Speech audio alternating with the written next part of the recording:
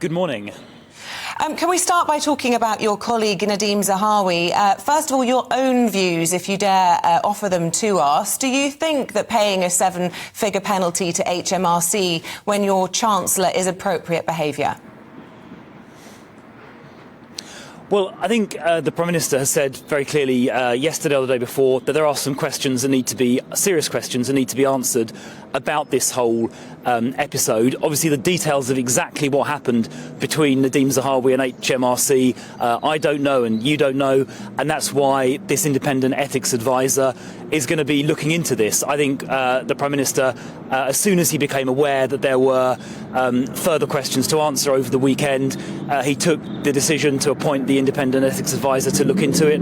That's the right thing to do, so let's wait for that report to come out, because, to be honest, until we get that report, we are somewhat speculating, because we don't know exactly what happened, and that's why the investigation is so important. We've heard from Nadhim Zahawi himself, haven't we? He's come out and admitted that this penalty was paid. We know what his office was at the time, so therefore we know that he was in charge of the HMRC during that period of negotiation. That, to most ordinary people, is enough to indicate not the highest standards of professionalism that we expect, and it erodes public faith in public office.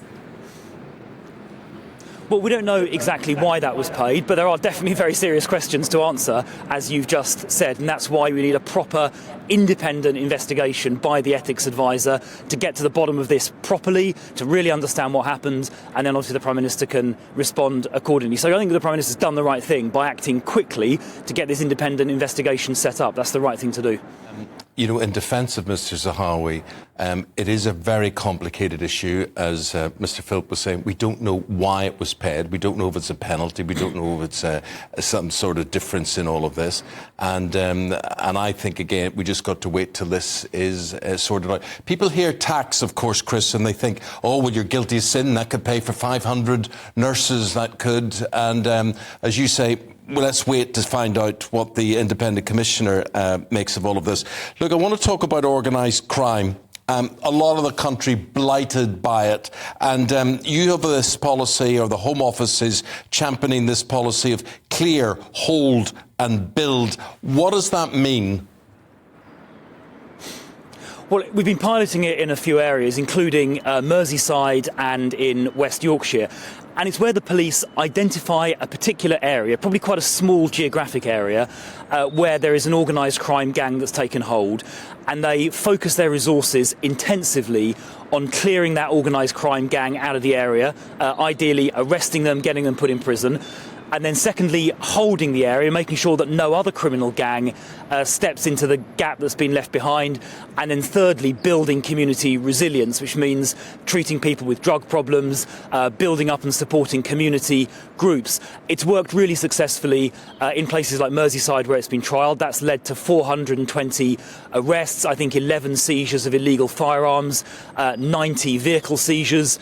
And in West Yorkshire, where it was also trialled, I think it led to a 47% reduction in burglary and a 27% reduction in drug arrests. So having seen it work so successfully in those areas like Yorkshire and Merseyside, we're now, together with the National Police Chiefs Council, rolling it out across the country so that same success can be repeated across the whole country. Because these criminal gangs do blight lives, as you say, dealing drugs, committing violent offences against other gangs and sometimes against the public as well. We need to clear these gangs out, get them put in prison, which frankly is where they belong, to make sure the public are kept safe. Yeah, well, look, Minister, I just want to ask you, who are these gangs? Where are they coming from? Are they homegrown? Are they coming from other parts of the world? Well, I mean, it's a variety.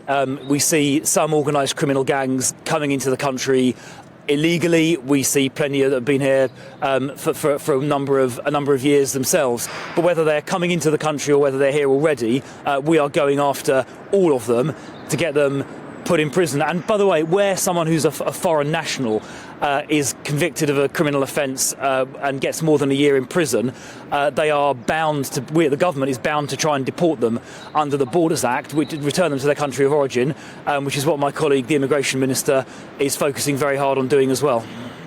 Look, you were talking there about criminals being in prison where they belong. I want to talk to you about Jordan McSweeney, who qualified, didn't he, for release under conditions which he didn't meet, and it wasn't followed up. And he went on 9 days after being released from prison to violently rape and murder Zara Aleena in a case which shocked the nation. Now, this damning report into the probation service has come out, and the question that it begs really is, are the public safe from violent criminals? Well, I mean, the appalling murder of Zara Aleena I shocked the whole country, and I just want to repeat my condolences to her family for the appalling murder of which she was a victim, as you've just said. The perpetrator was out of prison on licence, as you say. He breached those licence conditions, and according to a report by the inspector that I think came out yesterday, he should have been recalled to prison. The probation service, I think, has completely accepted the recommendations the inspector has made. They're making changes to the way they risk assess offenders. They're putting more resources into it. They've hired, I think, an extra couple of thousand, 2,500 probation service staff in the last 2 years. They're increasing their funding by £155 million to make sure this doesn't happen again. They're supervising, I think, over 200,000 offenders. This kind of incident is thankfully very rare, but it is appalling and heartbreaking when it does happen, and that is why these lessons are being learnt, changes are being made. I think one of the individual probation officers who involved in the decision making is subject now to disciplinary proceedings, and we do need to make sure this kind of thing doesn't happen again, because it's appalling and it's heartbreaking. Although, it's terribly sad for many of those individuals in the probation service who this report exposed as having unmanageable workloads, and we heard a lot in the report about the fact that the cases were being viewed in isolation, in these silos, and it does beg the question whether or not they're being given the appropriate training, the appropriate support, whether or not they're being able to do the job that they're being asked to do. Yeah. So one of the changes being made is to start drawing on a wider range of information in making these risk assessments. So it's not in silos, as you just said. That's one of the changes being made. You made the point about workload, and that's why, as I said a minute ago, 2,500 extra probation officers have been hired and are now being deployed, and the funding is being increased to address exactly that workload issue that you just rightly pointed to. Minister, the pressure on getting that workload right and hiring new recruits. Front page of the Times today, the Metropolitan Police risks hiring rogue officers because of online tests, meaning that when staff are employed or they get through the interview process, they're not being interviewed in person. What's your view on that? Yeah, so I saw that report and I have looked into it. So a number of police forces during COVID temporarily suspended face-to-face interviewing. The vast majority of forces have now, as you would expect, reintroduced face-to-face interviewing. I think even in the Met case, although they are currently doing interviews, I think online, they're going to reintroduce face-to-face interviews fairly shortly. They were still doing and are still doing face-to-face things like medicals, and I think face-to-face role plays as well. So it's not true to say that people are getting hired into the Met without being seen face-to-face at all. They are getting face-to-face contact, and the interviews are going to get reintroduced in addition to that shortly. There have been serious problems, as you probably know, with vetting that have come to light recently.